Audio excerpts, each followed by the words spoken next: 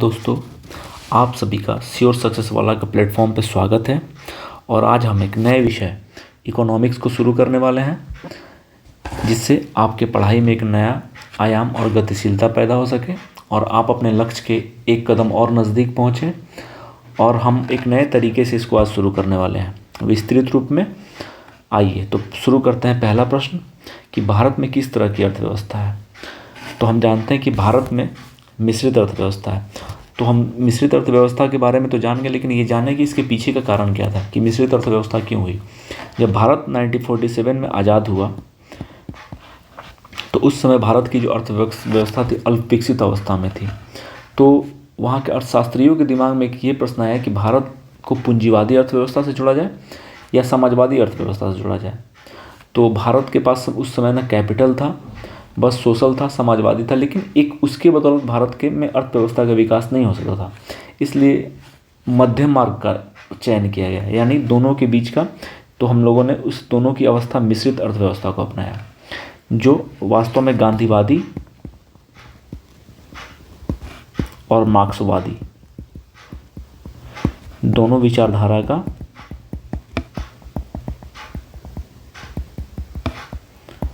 मिश्रण है। इसलिए इसका सही आंसर बी होगा। What type of economy does India है? तो answer is mixed. Now second question is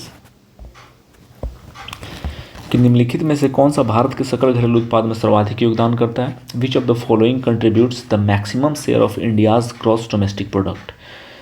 तो हम जानते हैं कि भारत के सकल घरेलू उत्पाद में वर्तमान में सर्वाधिक योगदान सेवा क्षेत्र का है। सेवा क्षेत्र भारत में जीडीपी का 50 से 55% योगदान करती है। इसलिए सेवा क्षेत्र का योगदान सबसे ज़्यादा है। और हम कुछ अन्य क्षेत्र के बारे में जान लें। और सेवा क्षेत्र जो है तृतीयक क्षेत्र के अंतर्गत आता है। सेवा क्षेत्र तृतीयक क्षेत्र के अंतर्गत आता है। प्राथमिक क्षेत्र के अंतर्गत कृषि आती है, जिसका जीडीपी में 15 से 18% योगदान है। और द्वितीयक क्षेत्र में विनिर्माण क्षेत्र आता है, या उद्योग भी बोल सकते हैं, जिसका जीडीपी में 16 से 20% योगदान है। तो राइट आंसर इज सर्विसेज। अब तीसरे क्वेश्चन की ओर बढ़ते हैं कि निम्न कथनों में कौन भारत के प्रति व्यक्ति वास्तविक आय में धीमी वृद्धि के लिए मुख्य रूप से उत्तरदायी है? तो हम जानते हैं कि यहाँ पे कूट के आधार पर हमको प्रश्न का आंसर का चयन करना है, उत्तर का चयन करना है। तो which of the following statement are mainly responsible for the slow growth of real per capita income in India. तो हम जानते हैं कि धीमी वृद्धि के लिए क्या जिम्मेदार होगा? 4 में जनसंख्या में तीव्र वृद्धि, मूल्यों में भारी वृद्धि, कृषि तथा औद्योगिक क्षेत्रों में विकास में धीमी गति, या विदेशी निवेश की अनुपलब्धता। तो हम यहाँ पे देखते हैं कि जनसंख्या में तीव्र वृद्धि जो है भारत के प्रति व्यक्ति वास्तविक आय में धीमी वृद्धि के लिए मुख्य रूप से उत्तरदायी है। दूसरा ऑप्शन मूल्य में जो वृद्धि है वो जिम्मेवार है। शार्प राइज इन प्राइसेस और कृषि तथा औद्योगिक निवास के विकास में धीमी गति है, ये भारत की प्रति व्यक्ति वास्तविक आय में धीमी वृद्धि के लिए मुख्य रूप से उत्तरदायी है। लेकिन चौथा ऑप्शन है विदेशी निवेश की अनुपलब्धता। तो ये फैक्टर नहीं मैटर यहाँ पे करता है, तो इसलिए इसका सही आंसर होगा बी नंबर 1, 2 और 3। अब हम अपने चौथे प्रश्न की तरफ बढ़ते हैं। 3 निम्नलिखित में से कौन सा भारतीय अर्थव्यवस्था का लक्ष्य नहीं है? तो यहाँ पे हम जानते हैं कि भारतीय, यहाँ क्वेश्चन पूछता है which of the following is not an objective of the Indian economy. तो जैसा कि हम जानते हैं कि प्रति व्यक्ति आय है, पूर्ण रोजगार है और प्राकृतिक संसाधनों की वृद्धि, ये तीनों जो लक्ष्य हैं किसी भी देश की अर्थव्यवस्था के लिए अत्यंत जरूरी है। प्रति व्यक्ति आय, पूर्ण रोजगार और प्राकृतिक संसाधनों की वृद्धि। जबकि आय की समानता ये एक निगेटिव फैक्टर है और किसी आय की समानता जो है अर्थव्यवस्था का लक्ष्य नहीं है। तो ऑप्शन इज ए। आइए हम अपने 5वें क्वेश्चन की तरफ बढ़ते हैं कि भारत में मिश्रित अर्थव्यवस्था का क्या अर्थ है? What is meant by mixed economy in India. तो हम जानते हैं, हम लोग पहले प्रश्न में ये कर चुके हैं, जहाँ पे सार्वजनिक एवं निजी क्षेत्र का सह अस्तित्व हो, जो गांधीवादी और मार्क्सवादी विचारधाराओं पे जो गांधीवादी एवं मार्क्सवादी पे आधारित था। भारत का मिक्स्ड अर्थव्यवस्था, तो हम जानते हैं कि यहाँ पे सार्वजनिक एवं निजी क्षेत्र का सह-अस्तित्व होता है। तो को existence of public and private sectors. आइए हम अपने अगले प्रश्न की तरफ बढ़ते हैं कि अल्पविकसित अर्थव्यवस्था की सामान्य विशेषता क्या होती है। एक common characteristics of an underdeveloped economy is. तो हम जानते हैं कि एक अल्पविकसित अर्थव्यवस्था की समानता विशेषता क्या होती है। तो ये होती है ऑप्शन है प्रति व्यक्ति निम्न आय, दूसरा है पूंजी निर्माण की निम्न दर, तीसरा है निम्न आश्रितता अनुपात और चौथा है तृतीय क्षेत्र में अधिक कार्यरत श्रमिक का होना। Low per capita income, low rate of capital formation, low dependency ratio, या लार्ज पॉपुलेशन ऑफ वर्कर्स। ठीक है, तो इसका वास्तविक आंसर होगा ए नंबर, क्योंकि प्रति व्यक्ति निम्न आय किसी भी अल्पविकसित अर्थव्यवस्था की विशेषता होती है।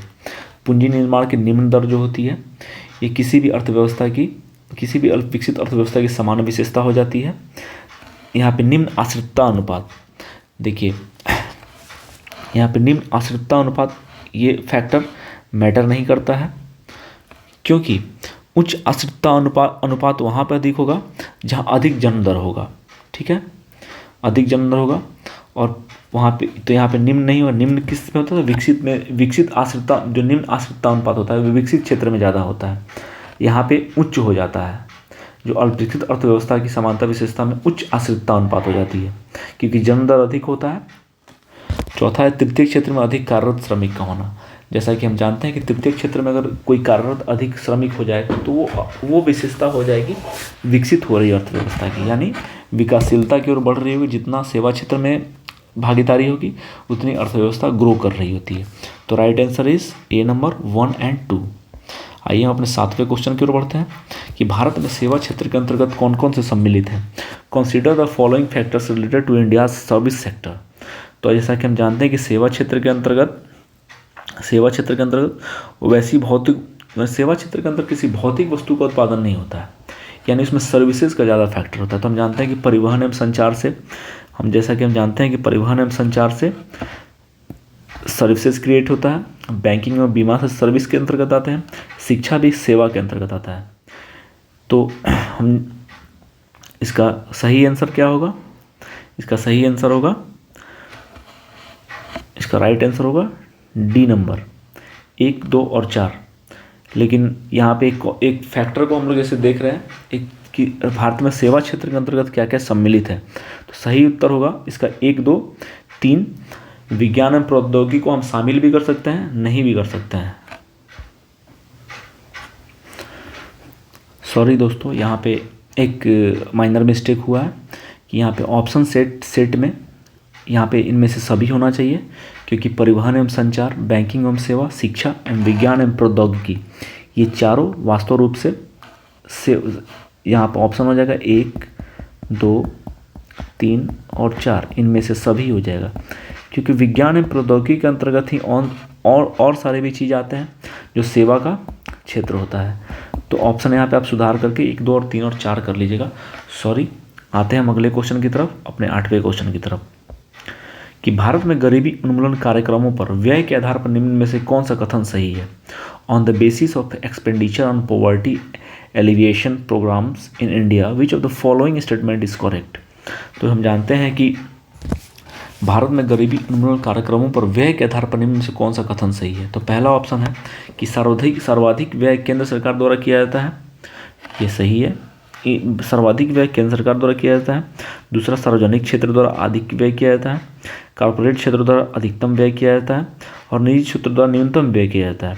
तो हम जानते हैं कि भारत में गरीबी उन्मूलन कार्यक्रम पर व्यय के आधार पर कौन सा कथन सही है। तो यहाँ पे ऑप्शन डी है, निजी क्षेत्र द्वारा न्यूनतम व्यय किया जाता है, क्योंकि अगर निजी क्षेत्र अधिकतम व्यय करने लगे तो भारत में रोजगार क्रिएट हो जाएगा, बहुत सारा उद्योग लग जाएंगे और यहाँ पे गरीबी उन्मूलन कार्यक्रम लोगों को रोजगार मिलेगा, और जब रोजगार पैदा होगा तो यहाँ पे कैपिटल पैदा होगा और गरीबी उन्मूलन कार्यक्रम की ओर बहुत ज़्यादा फायदा होगा। तो यहाँ पे ऑप्शन ये है कि यहाँ पे निजी क्षेत्र द्वारा न्यूनतम व्यय किया जाता है, सही है कि निजी क्षेत्र द्वारा अधिकतम व्यय किया जाता है तो रोजगार अधिक क्रिएट होता है। तो इसका ऑप्शन है डी। आइए हम अपने अगले क्वेश्चन की तरफ बढ़ते हैं कि भारतीय अर्थव्यवस्था के बारे में निम्न से कथनों पर विचार कीजिए। Consider the following statement regarding Indian economy. पहला ऑप्शन है पूंजी प्रधान होना चाहिए, दूसरा ये श्रम प्रधान होना चाहिए, तीसरा इसमें से अधिकतम रोजगार की व्यवस्था होना चाहिए, चौथा इसमें तीव्र आर्थिक विकास होना चाहिए। First, it should be capital intensive, it should be labour intensive, it should be ensure maximum employment, it should ensure rapid economic development. तो यहाँ पे हम देखते हैं कि यह भारतीय अर्थव्यवस्था को यह पूंजी प्रधान होना चाहिए। देखिए भारतीय अर्थव्यवस्था पूंजी प्रधान नहीं है क्योंकि भारतीय अर्थव्यवस्था श्रम प्रधान है। इसमें अधिकतम रोजगार की व्यवस्था होनी चाहिए। हाँ सही, जाहिर सी बात है कि इसमें अधिकतम रोजगार की व्यवस्था होनी चाहिए क्योंकि अधिकतम रोजगार की व्यवस्था होगी तो कोई भी देश डेवलप्ड होता है। इसमें तीव्र आर्थिक विकास होना चाहिए, बिल्कुल होना चाहिए। तो इसका राइट आंसर है 2, 3 और 4। ठीक है, क्योंकि भारतीय अर्थव्यवस्था पूंजी प्रधान नहीं है क्योंकि जाहिर सी बात है कि पूंजी प्रधान देश में कौन से देश आते हैं, तो पूंजी प्रधान देश में अमेरिका हो गया जिसको यूएसए के नाम से जानते हैं वर्तमान में, उसके बाद ब्रिटेन हो गया, जर्मनी हो गया, फ्रांस हो गया, ये सभी कैपिटलिस्टिक देश हैं। ठीक है, तो your right answer is B 2, 3 and 4। ठीक है, आइए हम अपने अगले क्वेश्चन की ओर बढ़ते हैं कि भारतीय राष्ट्रीय आय का आकलन कौन करता है। तो हम जानते हैं कि वर्तमान में भारतीय राष्ट्रीय आय का आकलन केंद्रीय सांख्यिकी कार्यालय करती है, यानी जिसको हम लोग क्या बोलते हैं, CSO। ठीक है, तो आइए हम CSO के बारे में जानते हैं। राष्ट्रीय आय क्या होता है, किसी देश द्वारा एक वर्ष में उत्पादित सभी वस्तु एवं सेवाओं का जो मूल्य होता है उसको हम लोग राष्ट्रीय आय बोलते हैं, यानी नेशनल इनकम बोलते हैं। ठीक है, और 2019 में क्या किया गया, 2019 में CSO जो है इसका NSO जिसको हम लोग बोलते हैं राष्ट्रीय सांख्यिकी कार्यालय, नेशनल स्टैटिस्टिकल ऑफिस। ठीक है, और NSSO के साथ इसका विलय कर दिया गया, इसका NSSO के साथ विलय कर दिया गया। ठीक है, जिसको नमूना सर्वेक्षण कार्यालय भी कहा जाता है, और वर्तमान में ये CSO हो गया, केंद्रीय सांख्यिकी कार्यालय। तो भारत की राष्ट्रीय आय का आकलन कौन करता है, तो CSO करता है। आइए हम अपने अगले प्रश्न की ओर बढ़ते हैं कि बंद अर्थव्यवस्था से क्या तात्पर्य है। बंद अर्थव्यवस्था यानी क्लोज्ड इकोनॉमी। क्लोज्ड इकोनॉमी वैसी इकोनॉमी होती है जहाँ पे न आयात होता है न निर्यात होता है। क्या होता है, जब न आयात होता है न निर्यात होता है। तो अगर आप उदाहरण के तौर पे देखेंगे तो कौन सा इकोनॉमी ऐसी क्लोज्ड इकोनॉमी का उदाहरण है, और जहाँ पे क्लोज्ड इकोनॉमी होगी वो एक न विकसित हो रहा देश होता है न विकासशील होता है, बल्कि वो अंडर डेवलप्ड होता है, यानी अल्प विकसित देश की श्रेणी में आता है। तो what is meant by a closed economy, तो जहाँ पे आयात और निर्यात दोनों बनता है। तो हम इसके तौर पे देख सकते हैं दक्षिण कोरिया, साउथ कोरिया हो गया, बहुत सारे अफ्रीकन कंट्री भी हैं इसके। ठीक है, तो जहाँ पे क्लोज्ड इकोनॉमी, जहाँ पे आयात निर्यात कुछ होता ही नहीं है, तो साउथ कोरिया का भी है, तो बहुत छोटे कम देशों के साथ इसका है। तो क्लोज्ड इकोनॉमी वैसी इकोनॉमी होती है जहाँ पे न आयात होता है न निर्यात होता है। तो आइए हम अपने अगले क्वेश्चन की तरफ बढ़ते हैं। निम्नलिखित में किसने मानव विकास सूचकांक में वृद्धि विकसित किया। विच of the following developed the human development index. तो ये option is Amartya Sen, MS Swaminathan, Albert हिर्श, Mahbubul हक। तो इसका राइट आंसर होगा महबूबुल हक। महबूबुल हक ने मानव विकास सूचकांक को 1990 में जारी किया, 1990 में इसको बनाया, और इसने अपने अपने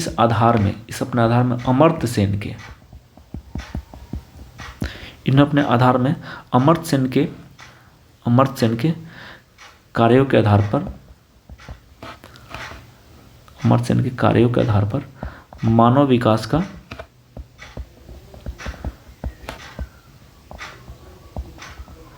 दृष्टिकोण विकसित किया। ठीक है, तो वर्तमान में मानव विकास सूचकांक में वृद्धि किसने विकसित किया, तो योर आंसर इज महबूबुल हक। ठीक है, आइए हम अपने अगले क्वेश्चन की तरफ बढ़ते हैं। तो तो हमारा अगला क्वेश्चन निम्नलिखित में किस एक का भारत में घरेलू उत्पादन में सर्वाधिक हिस्सा है? Which of the following has the largest share in India's domestic product? तो ये हमारा आंसर है सेवा और वित्त का। तो जैसे हम लोग पहले प्रश्न में चर्चा कर चुके हैं कि भारत में सेवा क्षेत्र में 50 से 55% योगदान है, तो हमारा ऑप्शन होगा सेवा और वित्तीय क्षेत्र का।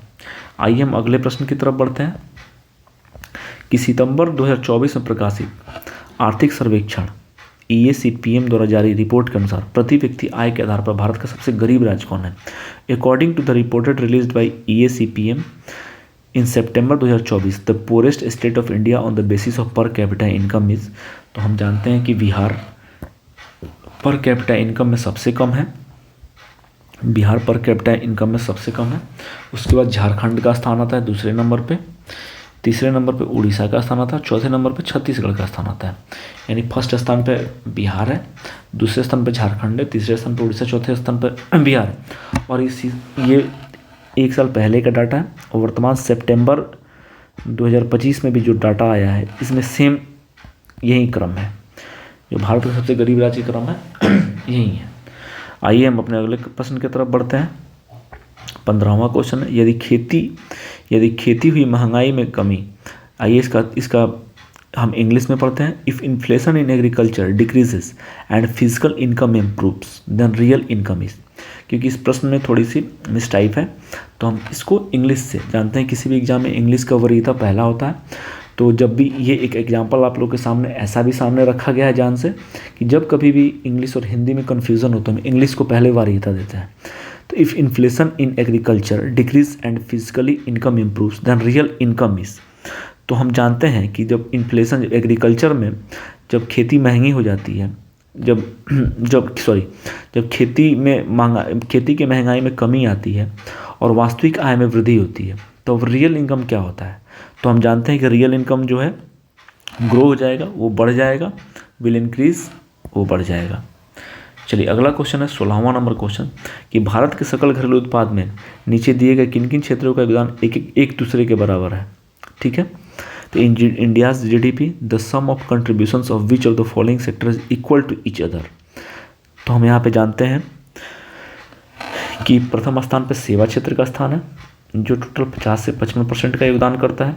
दूसरा पे उद्योग जो है 16 से 20% का योगदान करता है और तीसरे स्थान पे कृषि है जो 15 से 18% योगदान करती है। तो ऑप्शन इज 1। ठीक है, यानी सेवा,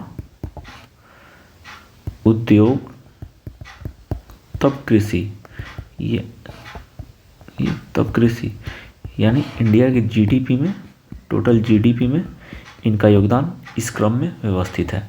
आइए हम अपने अगले प्रश्न की तरफ बढ़ते हैं 17 नंबर कि नाम मात्र GDP क्या है? ठीक है, नॉमिनल GDP इज, वो क्या है नॉमिनल GDP?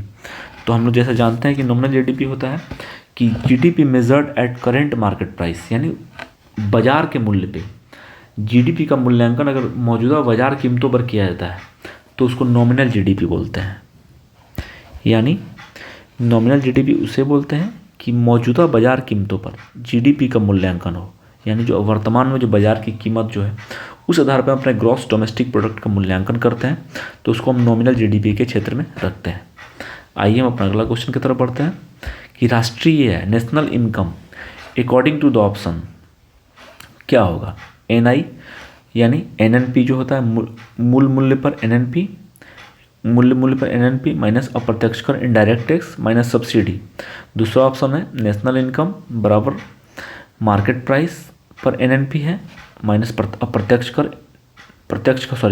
कर डायरेक्ट टैक्स और सब्सिडी है।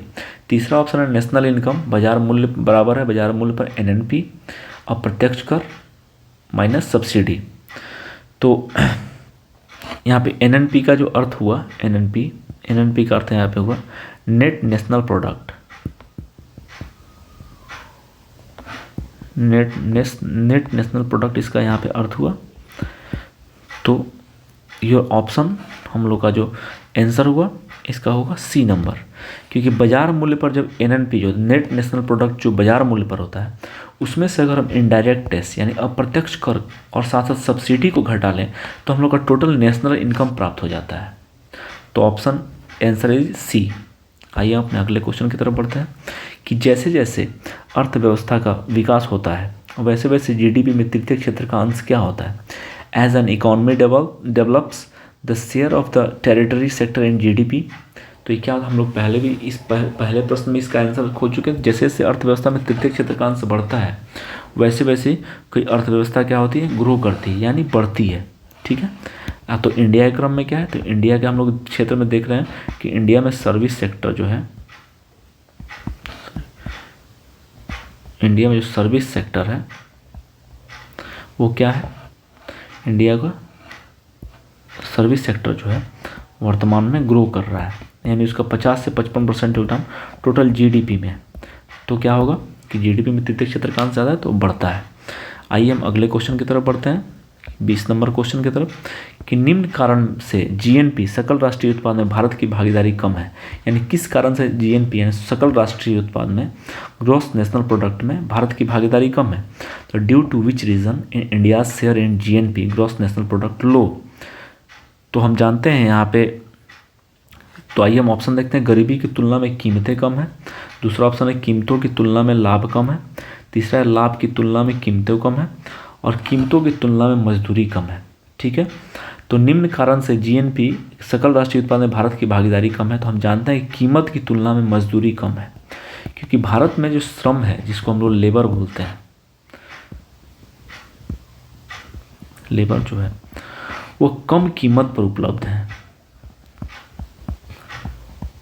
इसका कारण क्या है कि भारत की जनसंख्या अधिक है, और हम लोग जानते हैं कि भारत कैपिटल कंट्री नहीं है, भारत कैपिटल कंट्री नहीं है, और यहाँ पूंजीवादी देश भारत नहीं है।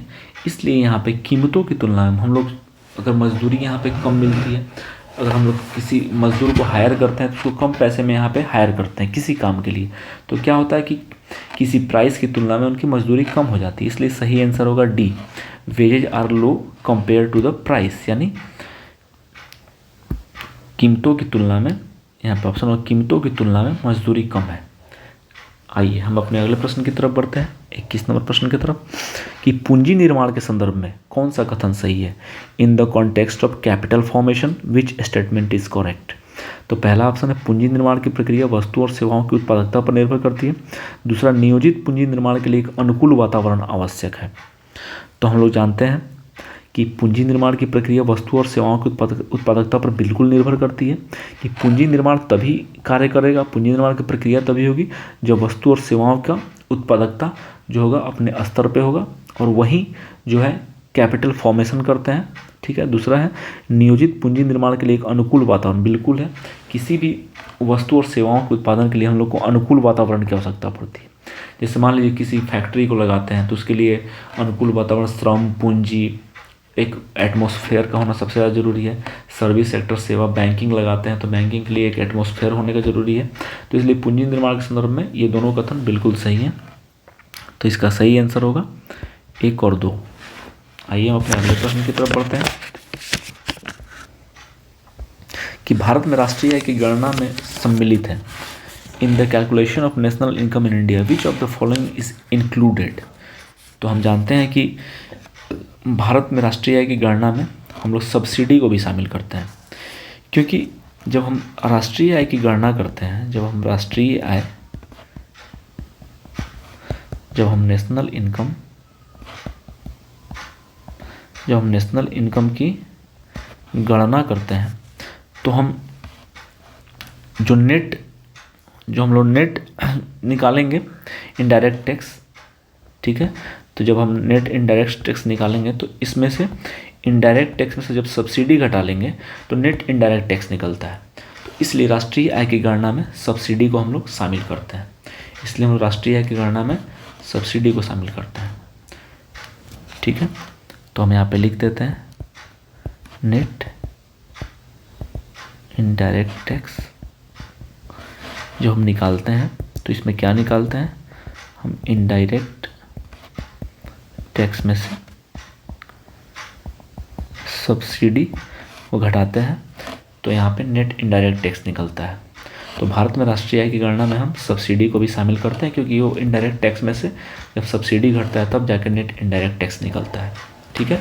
तो हम राष्ट्रीय आय की गणना में सब्सिडी को बिल्कुल शामिल करते हैं, ठीक है। तो subsidies in the calculation of national income in India which of the following is included, that subsidies. आइए हम अपने अगले क्वेश्चन 23वें प्रश्न की ओर बढ़ते हैं कि भारतीय अर्थव्यवस्था के उदारीकरण का अग्रदूत किसे माना जाता है। Who is considered the pioneer of liberalisation of the Indian economy. तो हम जानते हैं कि 1991 में जब भारतीय अर्थव्यवस्था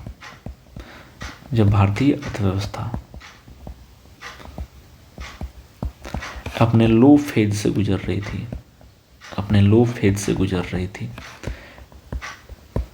तब उस समय तत्कालीन वित्त मंत्री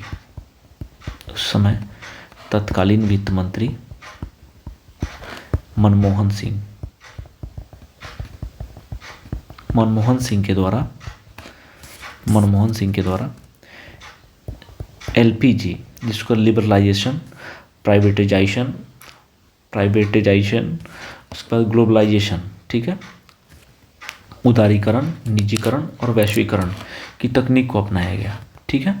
एलपीजी को अपनाया गया और इस एलपीजी ने भारत की अर्थव्यवस्था को एक बूम दिया, जिसके कारण भारत की अर्थव्यवस्था जो है उस पटरी पे ग्रो करने लगी। तो हम बोल रहे हैं कि भारतीय अर्थव्यवस्था के उदारीकरण के अग्रदूत किसे माना जाता है। तो right answer is Manmohan Singh को भारतीय अर्थव्यवस्था के उदारीकरण का अग्रदूत माना जाता है, ठीक है। तो option is a number, Manmohan Singh. आइए हम अपने अगले प्रश्न की तरफ बढ़ते हैं कि निम्नलिखित में से कौन सा आर्थिक विकास का प्रमुख कारक नहीं है। Which of the following is not a major factor of economic development. तो ऑप्शन है पूंजी का संचय एवं निवेश, दूसरा है जनसंख्या में परिवर्तन, तीसरा है तकनीकी एवं नवाचार और चौथा है विरोधाभास गतिविधियों में श्रम विभाजन, ठीक है। एक बार ऑप्शन फिर से पढ़ते हैं कि निम्नलिखित में से कौन सा आर्थिक विकास का प्रमुख कारक नहीं है, यानी इकोनॉमिक डेवलपमेंट का प्रमुख कारण नहीं है। पूंजी का संचय एवं निवेश है, बिल्कुल है। पूंजी का संचय और निवेश जब होगा, ठीक है, यानी वाई को हम कैपिटल मानते हैं। वाई बराबर क्या होता है, इनकम प्लस सेविंग,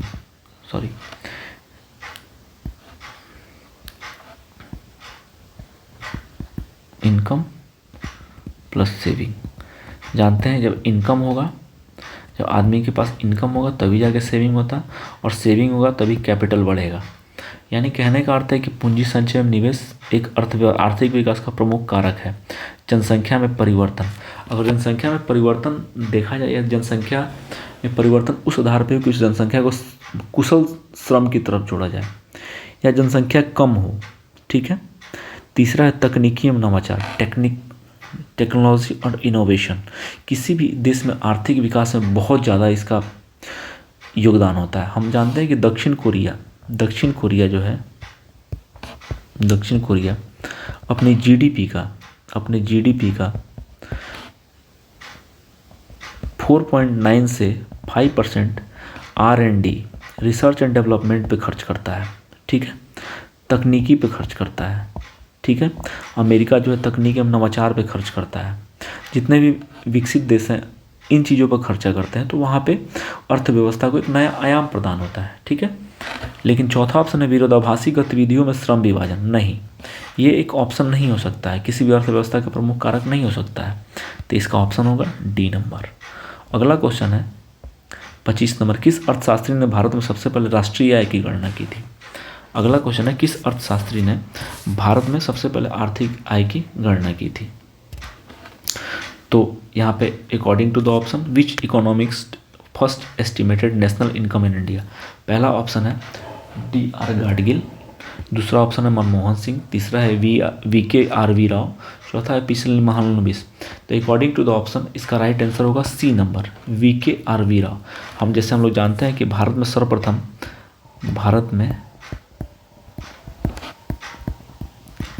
सर्वप्रथम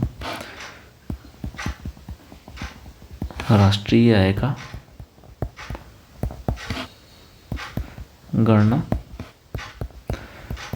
दादा भाई नौरोजी द्वारा 1868 में किया गया, ठीक है। उसके बाद वैज्ञानिक आधार पर, उसके बाद वी राव द्वारा 1931-32 में वैज्ञानिक आधार पर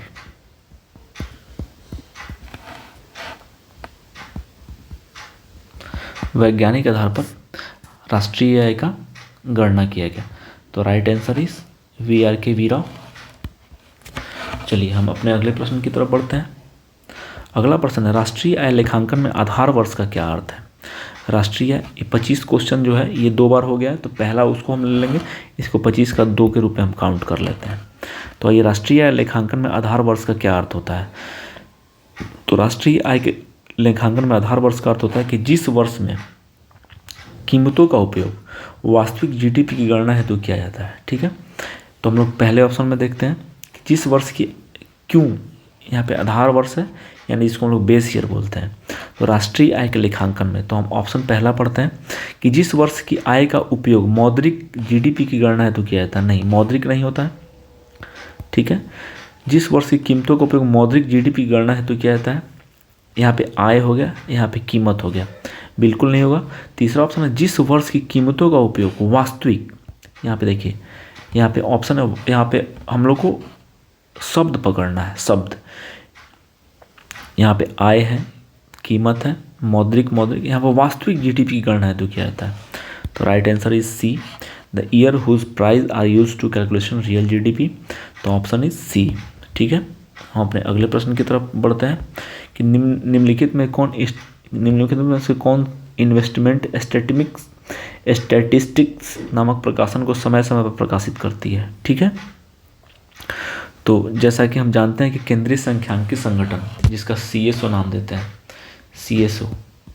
CSO जो है ये अपना मूल्यांकन करते रहती है। तो जितने भी स्टैटिस्टिक्स से संबंधित डाटा है उसका प्रकाशन CSO के माध्यम से ही होता है। तो राइट आंसर इज टी। आइए हम अपने अगले प्रश्न की तरफ बढ़ते हैं कि भारत में ग्रामीण आय प्रायः नगरीय आय से कम है। भारत में ग्रामीण आय प्रायः नगरीय आय से कम है। ठीक है, इसके rural income in India is generally lower than urban income due to, कारण क्या है? यहाँ पे हम लोग कारण के बारे में चर्चा करते हैं कि पहला ऑप्शन पढ़ते हैं, किसानों तथा ग्रामीण श्रमिकों में शिक्षा और तकनीकी कौशल का अभाव। जी हाँ, बिल्कुल है, किसानों तथा ग्रामीण श्रमिकों में शिक्षा और तकनीकी कौशल का अभाव बिल्कुल है, इसलिए ग्रामीण आय नगरीय आय से कम है। पहले ऑप्शन से विनिर्मित उत्पादों की तुलना में प्राथमिक उत्पादों का मूल्य कम है, बिल्कुल है, क्योंकि हम लोग जानते हैं कि ग्रामीण क्षेत्र में कृषि का उत्पादन बहुत ज़्यादा है, कृषि उत्पादित वस्तुओं का उत्पादन बहुत ज़्यादा होता है। विनिर्मित उत्पादों की किसको बोलते हैं? जिसमें उद्योग में जो चीज़ का निर्माण होता है, उद्योग में बनता है, उसको विनिर्मित क्षेत्र उत्पाद बोलते हैं। तो उसके तुलना में प्राथमिक उत्पादों का मूल्य वास्तव में कम होता है। उद्योग में निवेश की तुलना में कृषि में निवेश कम होना सही है, क्योंकि उद्योग में निवेश ज़्यादा है और कृषि में निवेश कम है, जिसके कारण निम्न उत्पादकता को बढ़ावा मिलता है। तो हमारा ऑप्शन है डी, 1, 2 और 3। आइए हम अपने अगले प्रश्न की तरफ बढ़ते हैं कि मानव विकास सूचकांक के अनुसार आय व स्वास्थ्य का आपसी संबंध निम्नलिखित में से किससे दर्शाया जाता है? तो हम जानते हैं कि 1990 ईस्वी में जो ह्यूमन डेवलपमेंट इंडेक्स, जो HDI महबूबुल हक के द्वारा विकसित की गई थी, महबूबुल हक के द्वारा विकसित की गई, वो 3 आयामों पर आधारित थी। उसके 3 आयाम थे। उसके 3 आयाम कौन कौन थे? पहला था शिक्षा, दूसरा था स्वास्थ्य, जिसके अंतर्गत जीवन प्रत्याशा भी आती थी, स्वास्थ्य के अंतर्गत ही, और तीसरा था जीवन स्तर।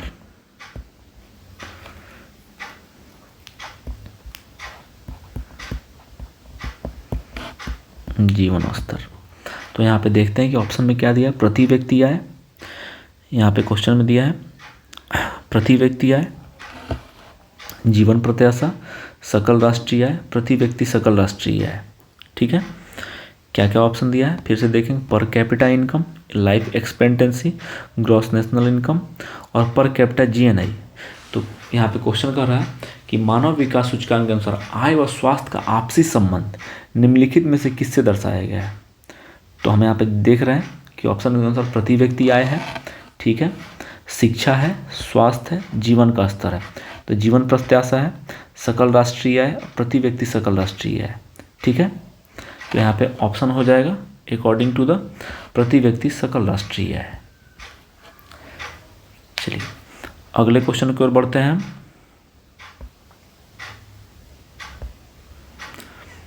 वर्तमान मूल्यों पर प्रति व्यक्ति आय की वृद्धि दर स्थिर मूल्यों पर प्रति व्यक्ति आय की वृद्धि दर से अधिक हो तो इसका तात्पर्य क्या है? If the growth rate of per capita income at current prices is higher than at consistent prices it implies. ठीक है, तो हम देख रहे हैं, ऑप्शन देखते हैं कि वास्तविक आय की वृद्धि दर कम है। ठीक है, मुद्रास्फीति की वास्तविक आय की वृद्धि दर कम है, मुद्रास्फीति की दर कम है, मुद्रास्फीति की दर अधिक है, कीमतों में वृद्धि नहीं हुई है। ठीक है, तो यहाँ क्वेश्चन बोल रहा है, प्रश्न बोल रहा है कि वर्तमान मूल्यों पर प्रति व्यक्ति आय, वर्तमान मूल्यों पर प्रति व्यक्ति आय की वृद्धि दर स्थिर मूल्यों पर प्रति व्यक्ति आय की वृद्धि दर से अधिक हो तो इसका तात्पर्य ये होगा कि मुद्रास्फीति की दर अधिक हो सकती है। जब मुद्रास्फीति की दर अधिक होती है तभी वर्तमान मूल्यों पर प्रति व्यक्ति आय की वृद्धि दर स्थिर मूल्य पर प्रति व्यक्ति आय की वृद्धि दर से अधिक होती है। तो ऑप्शन इज सी। आइए हम अपने अगले प्रश्न की तरफ बढ़ते हैं कि एक नेशनल इनकम डिपेंड्स ऑन, एक राष्ट्रीय आय निर्भर करता है। ठीक है, एक राष्ट्रीय आय किस पर निर्भर करता है? तो एक राष्ट्रीय आय निर्भर करेगा, पहला ऑप्शन देखते हैं कि बाजार कीमतों पर सकल घरेलू उत्पाद, मूल्य स्तर तथा अप्रत्यक्ष करों से। दूसरा ऑप्शन है बाजार कीमतों पर सकल घरेलू उत्पाद, मूल्य स्तर तथा अप्रत्यक्ष करों से। बाजार कीमतों पर सकल घरेलू उत्पाद, मूल्य स्तर और अप्रत्यक्ष करों से। ठीक है, और चौथा ऑप्शन है बाजार कीमतों पर सकल राष्ट्रीय उत्पाद, विदेशों से प्राप्त निवल कारक आय से। तो एक राष्ट्रीय आय किस पे निर्भर करेगा? बाजार कीमतों पर सकल राष्ट्रीय उत्पाद, यानी जो जीएनपी एट मार्केट प्राइस पर होता है, और नेट विदेशों से जो हम प्राप्त निवल कारक आय प्राप्त करते हैं, जो एफडीआई इसको बोलते हैं। ठीक है, फैक्टर इनकम फ्रॉम अब्रॉड, जो हम विदेशों से आय प्राप्त करते हैं। ठीक है, इसको मिला के एफडीआई। बाजार कीमतों पर सकल राष्ट्रीय उत्पाद, विदेश से प्राप्त निवल कारक आय से, ये हो जाएगा डी नंबर। ठीक है, तो नेशनल इनकम किस पे डिपेंड करता है? तो बाजार कीमतों पर सकल राष्ट्रीय उत्पाद, विदेशों से प्राप्त निवल कारक आय से। ठीक है, अगला प्रश्न है, देखते हैं कि भारतीय मानव विकास प्रतिवेदन प्रत्येक प्रतिनिधि गांव के लिए तैयार करता है। ठीक है, human development report of India prepares for each sample village. तो यहाँ पे ऑप्शन है आर्थिक संपन्नता सूचकांक, शिक्षा संबंधी सूचकांक, स्वास्थ्य संबंधी सूचकांक, बेरोजगारी संबंधी सूचकांक। ठीक है, तो भारतीय मानक विकास प्रतिवेदन प्रत्येक प्रतिनिधि गांव के लिए तैयार करता है, आर्थिक संपन्नता सूचकांक को तैयार करता है। जो भारतीय मानव विकास प्रतिवेदन प्रत्येक प्रतिनिधि गांव में आर्थिक संपन्नता सूचकांक को जारी करता है। ठीक है, चलिए अगला क्वेश्चन है कि किसी देश की आर्थिक समृद्धि का सबसे उपयुक्त मापक क्या है? तो हम सभी जानते हैं कि अगर किसी देश में पर कैपिटा इनकम, पर कैपिटा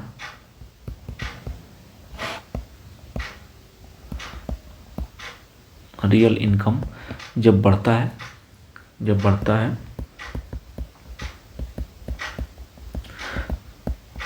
तो हम किसी देश को एक आर्थिक समृद्धि के कारक के रूप में देखते हैं। तो इसका आंसर है प्रति व्यक्ति वास्तविक आय। ठीक है, हम अपने अगले प्रश्न की तरफ बढ़ते हैं। 33 नंबर प्रश्न के, निम्नलिखित में से कौन मानव विकास सूचकांक का घटक नहीं है? Which of the following is not A component of HDI. तो हम जानते हैं कि मानव विकास सूचकांक में क्या क्या शामिल था? तो जीवन प्रत्याशा, शिक्षा स्तर, जीवन प्रत्याशा था, शिक्षा, जीवन प्रत्याशा स्वास्थ्य के अंतर्गत ही आता है, और अगला है जीवन स्तर।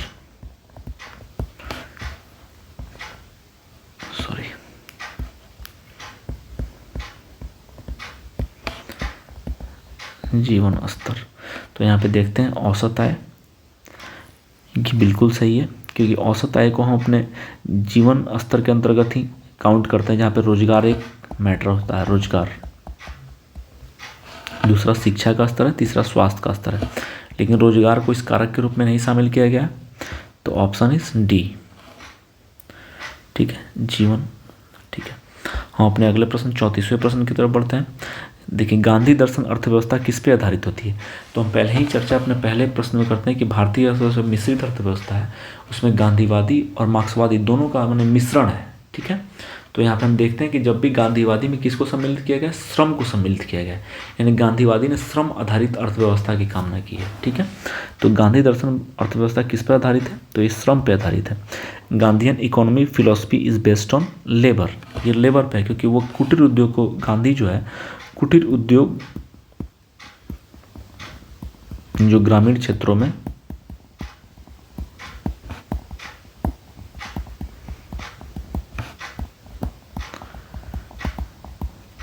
विकास के कारक के रूप में देखते थे।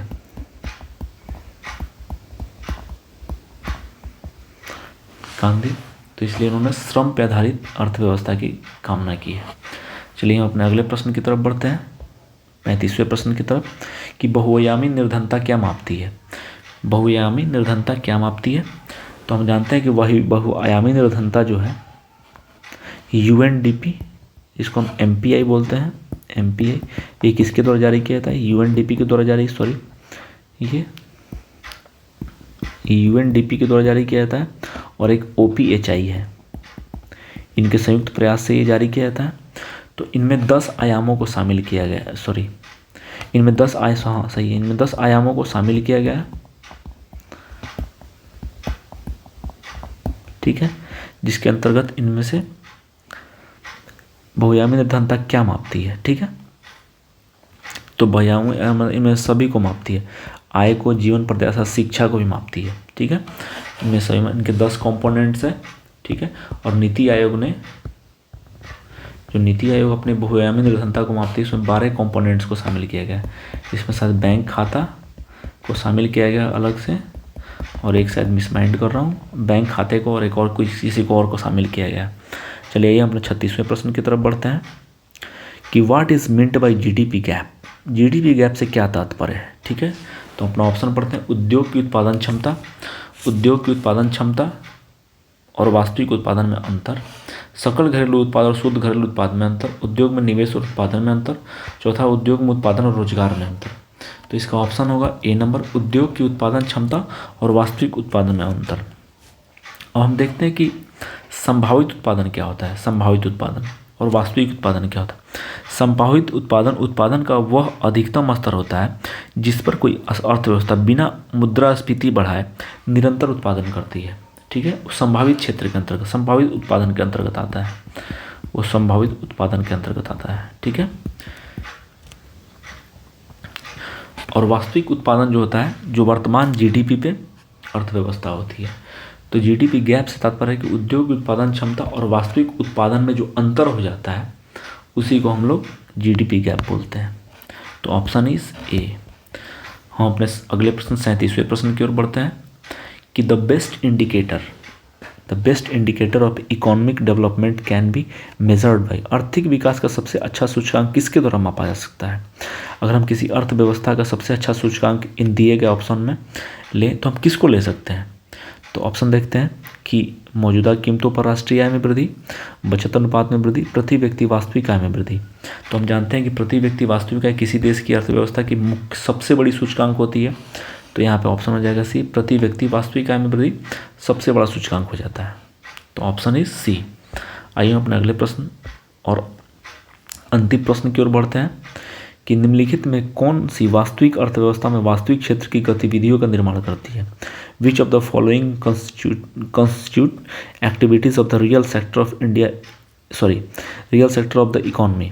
तो ऑप्शन है, किसान अपने फसलों की कटाई, ठेकेदार निर्माण कार्य संपन्न करते हैं, निजी वाणिज्यिक बैंक व्यापारिक कंपनियों को ऋण उपलब्ध कराते हैं, और निजी कंपनियां विदेशों में प्रत्यक्ष विदेशी निवेश करती है। तो हम देख रहे हैं निम्नलिखित में कौन वास्तविक अर्थव्यवस्था में वास्तविक क्षेत्र की गतिविधियों का निर्माण करती है।